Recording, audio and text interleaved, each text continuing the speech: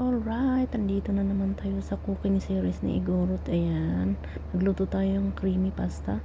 Ang una ko pong nilagay dun sa ano ko, kaserola is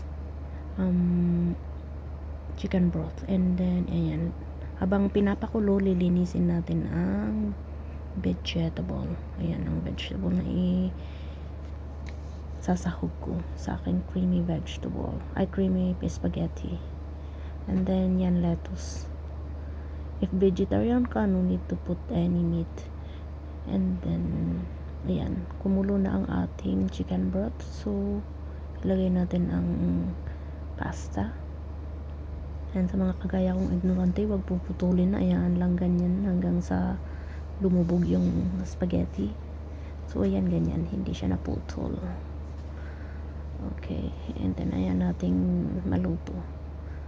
Tapos, ituloy natin yung vegetable na nililinis. So, para pang madalian. Okay, quick to prepare. Ayan. And then, next is yung kamatis. Cherry tomato. Pero, ang sabi nila sa amin noon is kamatis di sapon. Ay, kanandan lulong miyod idi kamatis di sapon san babasit. So, yan, tapos na ang pag-prepare ng veggies. Painitin ang kawali. Papindot-pindot lang. Ayan. Inani-sticky wok siya, kaya hindi na kailangang painitin masyado. Kasi masisira yung kawali natin. So, unahin nating ilagay ang bawang. Ay, no, hindi bawang. Mali. Sibuyas pala, para hindi masunog yung bawang. Isusunod na lang natin yung bawang. Kaya laging nauuna ang sibuyas. Dati ang alam ko bawang ang nauuna, pero hindi pa pala. Sibuyas dapat ang mauna, si Bombay. So yan, ilagay natin ang bawang.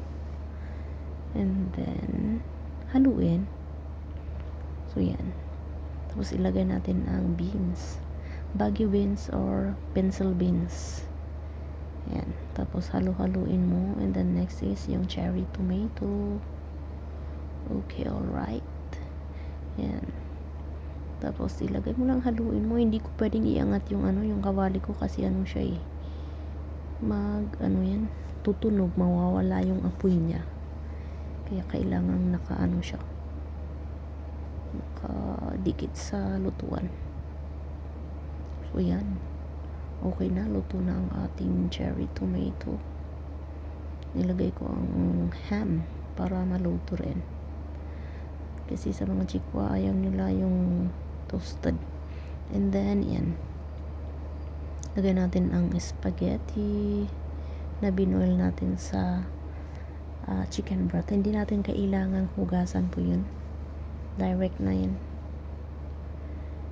Yan. At tapos halo-haluin lang. O, diba? Okay na. Okay na, alright. Pero hindi pa. Akala nyo tapos, hindi pa. Yan. Buksan natin ang all-purpose cream para lagyan natin.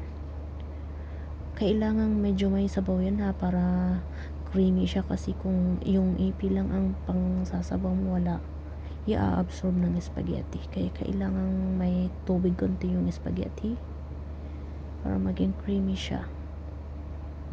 Then haluin lang pang mabilisan kasi i-absorb ng spaghetti.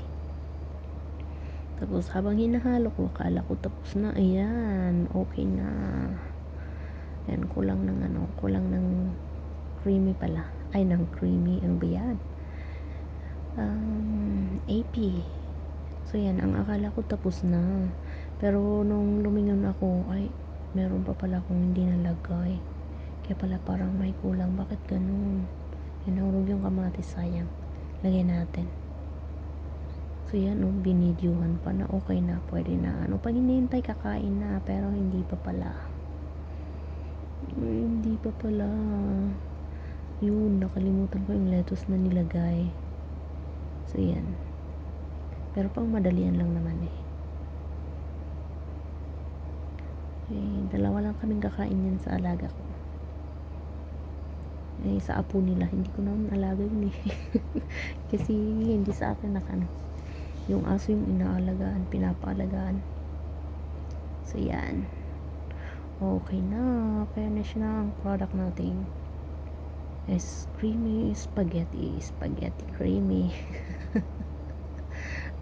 Creamy spaghetti. Okay, alright. Yun. Ayan na ang presentation ng Igor. Sa natapos niya. Luto. Ayan. Sinumpong kaya nag-video siya. So, diba? Masarap. Masarap kain na guys.